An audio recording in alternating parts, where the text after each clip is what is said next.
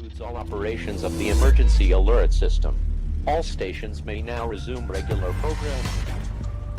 For expanding its sphere of influence, on infiltration instead of invasion, on subversion instead of elections, on intimidation instead of free choice, by a monolithic and ruthless conspiracy. Okay, so many of you might have seen Dr. James Giordano's 2018 presentation entitled "The Brain is the Battlefield of the Future." However, if you haven't, you are in luck. That is exactly what we're going to take a look at tonight. So there will be, of course, those who would consider any talk of brain or mind control and nanotechnology as just a ridiculous conspiracy theory that has no basis in reality. Yet, Dr. James Giordano has based his entire career off of this endeavor, and this is a very, very real agenda. And it's an agenda of some of the most prominent government and research organizations worldwide. While his lecture encompasses a wide range of extremely important and mind-boggling information, no pun intended. And I mean, look, as someone with 40 years of experience in neuroscience and Dr. Giordano's prestigious credentials, but don't forget, he has a history of working with DARPA on brain science interfacing technologies, neuroethics, etc.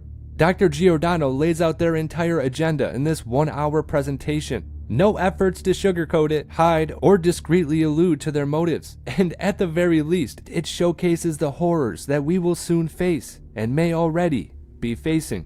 For those who don't believe that brain manipulation and mind control is a real endeavor, this single presentation lays that speculation or disbelief to rest. It's not just a conspiracy theory. It is cold, hard fact. Well, here we go. We can even go further. One of the newest developments is that nanoparticulate matter can be stabilized for distribution. If you're not aware what nanoparticulate matter is, it's that matter which exists on a scale of 1 × 10⁻⁹. Very, very small. Smaller than a cell. And we can manufacture materials that have discrete properties that can be controlled by virtue of bioengineering and their physical chemistry. To auto-aggregate, to be able to aggregate in particular areas based upon their biological and or chemical sensitivity. Okay, nanoparticulates smaller than a cell that can be controlled. He also says that they can aggregate in certain areas, which means I'm pretty sure that they can swarm a certain organ or target specific body functions. Okay, I'm getting a little nervous already. But now we go one step further. Most recently, just a few weeks ago, it was announced that you could then aerosolize nanomaterials. And go one step further, I can create small robotic units, controllable robotic units at the nanoscale, and that these too can be aerosolized to create a nanoswarm of biopenetrable materials that you cannot see, that can penetrate all but the most robust biochemical filters, that are able to integrate themselves through a variety of membranes, mucous membranes, and wherever, mouth, nose, ears, eyes, can be then uptaken into the vascular system to create clumping, can affect the vascular system of the brain, or can directly diffuse into the brain space, and these can be weaponized. And they can be done in such a level that their presence is almost impossible to detect, and as such, the attribution becomes exceedingly difficult to demonstrate. How much of this material would I need? Take a look. This is the front of my pen. This amount of nanomaterial, if be able to maintain and sustain with regard to its deliverability and aerosolization, could in fact affect all of you, or based upon where I come from, New York City, all yous. Look at this. Look at this. I'm carrying that material. Would you see it? Would I have to lug a giant weapon into the room? No, I wouldn't. And what if, in fact, I utilized some form of an unmanned aerial device or unmanned ground device as a delivery vehicle? Something like a drone or a bug. Could I do something with that? Okay. This stuff is where things can get really, really dark. The possibility of this tech being used by nefarious actors or our own government just as a way to target specific populations is a very real possibility, and it can lead to some dark notions of what the future will hold. Let's just reiterate what he said. They can aerosolize nanoparticulates, creating a nano swarm. And I mean, okay, so as it's aerosolized, it can break through any mucous membrane. For example, your nose. If you're walking down the street, a mist of aerosolized nanobots that are programmed in whatever way, whether to target your body for destruction, Or hypothetically, as he said, it could lead to the possibility of manipulation or control of brain function. This reminds me of two things. Number one of them is a tech that Klaus Schwab is a major proponent of and enthusiastically dreams of implementing. It's smart dust, and we'll get into that in a second. However, it also reminds me of the assassination of Kim Jong-un's brother. The assassination that took place at the airport, you might remember it. However, the official story is as follows. City's handler told her that he was the man she was going to prank, and he began to get her prepared. The man placed some oil in the palm of her hand, and as usual, warned her not to put her own face near it. Unbeknownst to City, this time she wasn't handling baby oil, but instead, a deadly nerve agent. As Kim Jong-un's brother walked towards the departure board to check the status of his flight, the two women made their move. City's friend, she ran in front of him and distracted him quickly, as City herself ran up behind the man and smothered his face with the nerve agent. With aerosolized nanoparticles, ones that can either target or control function, it's going to make assassinations that much easier, doesn't it? Manchurian candidates may also end up being commonplace as well. However, with my very limited knowledge of this, death would be a far more likely and common motive. However, the possibilities of controlling brain function through this is quite possible though, and as time passes, the capabilities are going to grow exponentially, and the dark possibilities become more and more realistic. However, my natural skepticism is getting in the way of what this guy is saying, what Dr. James Giordano is saying. This tech is already really advanced, and with black budget projects nearing $100 billion annually in R&D, it's hard to tell exactly what kind of abilities they have now. I am sure, 100% sure that they are way more advanced than we know. In fact, it's naive and idiotic to assume otherwise. He even says, imagine what they can do with nanoparticulates that are controlled by drones or a robotic bug. You'll just be walking down the street, you'll feel a sensation in your nose, and not even know that you've been infiltrated by nanobots with a predetermined agenda. It's some scary stuff. Anyways, smart dust. I'm actually going to put out a small video about this in particular, probably in a few days. However, for now, check this out. Smart dust. Arrays of full computers with antennas, each of them much smaller than a grain of sand. They can now organize themselves inside the body.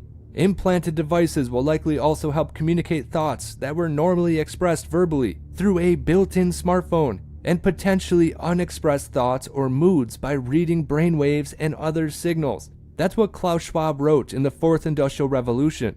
This is technology that I do not trust the government with, and neither should you. What we can do with some of these drugs is we can also use these techniques that we're learning on the pharmaceutical side to modify certain bugs.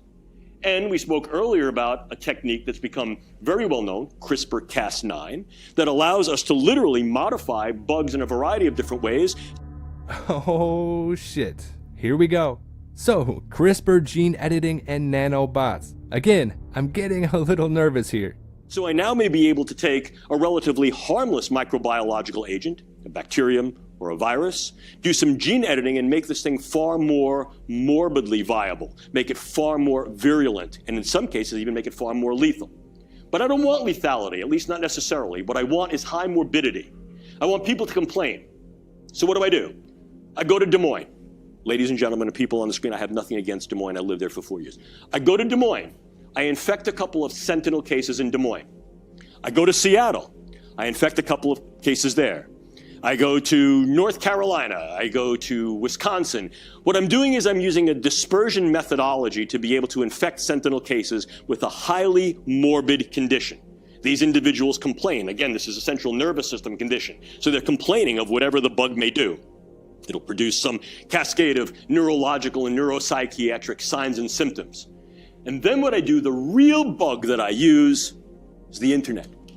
I take attribution for that. Yes, I'm a terrorist group. And I have done this by infecting with a highly lethal agent, and the first signs and symptoms of lethality are X, Y, and Z. These people are really sick with this.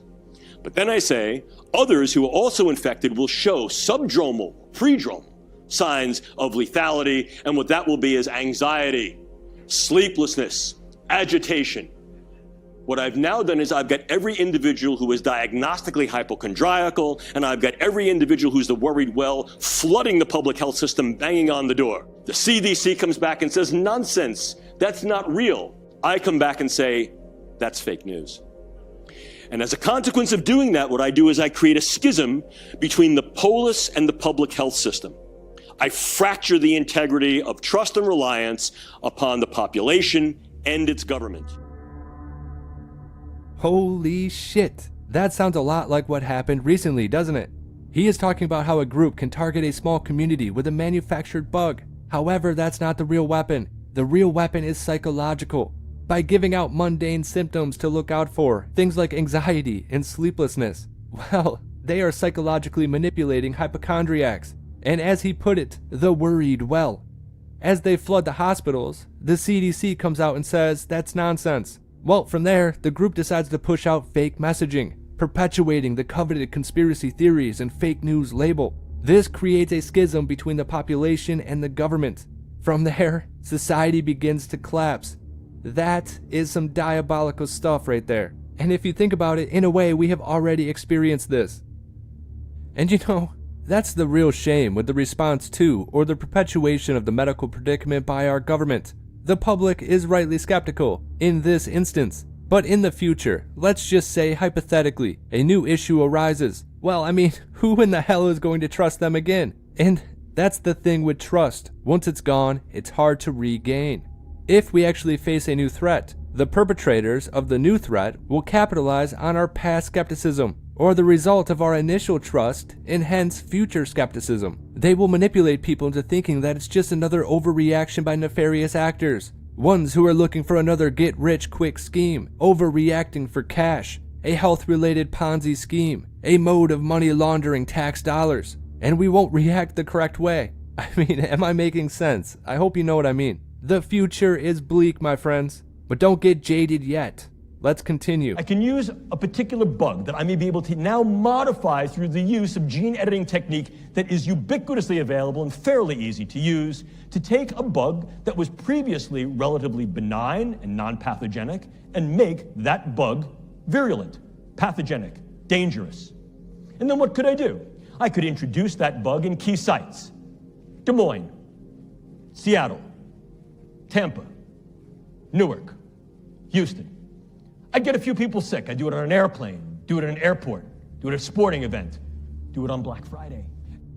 Okay, so stop it right there. And this is exactly what happened during the Dark Winter simulation back in 2002. Now, we talked about that previously. Although, now that I'm thinking about it, I think YouTube took that video down. It's on alt media though.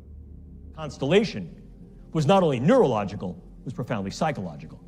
Agitation, debilitation, sweating, stomach problems, sleeplessness, cardiac problems, things that are what we call top-down neurological in their effect, brain to body and body to brain in the bottom-up cascade. Then what I would do is I would get on the internet and I would put out over the internet, I did it. Oh yes, I'm that dangerous G group that you should all be afraid of. And in fact, this is far more ubiquitous than I let on.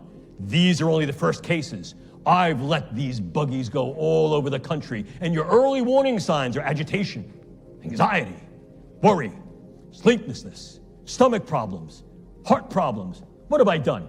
I've rippled the sheets of the worried well. At first blush, I get every hypochondriac running to their physician, but at second and third blush, I get those individuals who begin to become worried that they may have been exposed to this, that the children may have been exposed to this, that their loved ones, their kin, their kith may have been exposed to this. Of course, the physicians, the CDC, the Public Health Service comes back and says, no, that's not what's going on. But I get back on the internet and I say, oh, don't you listen to that. That's fake, that's false. Your government knows what's going on. They can't do anything about it and they can't treat you. They're gonna end up quarantining you. How many people would I need to affect? We modeled it, somewhere between 12 and 240. What would be the effect? Hang on, folks. Within 41 to 45 days, we would crash the United States public health system. Crash it. Wow. All they need is somewhere between 12 and 240 people to be actually infected. However, the ripple effect of the psychological manipulation is enough to destroy the United States. Psychological warfare is the main weapon of the times. And we are seeing this deployed on multiple levels, every day, 365 days a year. As the lecture is titled, "The Brain is the Battlefield of the Future." However, the brain is the battlefield of the present. Forget the Great Reset. Reset your mind instead. There are some games afoot, and we are all playing for keeps.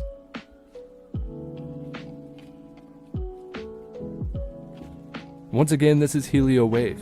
If you like the content, like, comment, and subscribe. Now, if you're in a position to, consider subscribing on Locals or Subscribestar. Share the video if you want to. However, as usual, make sure you disobey those true fascistas.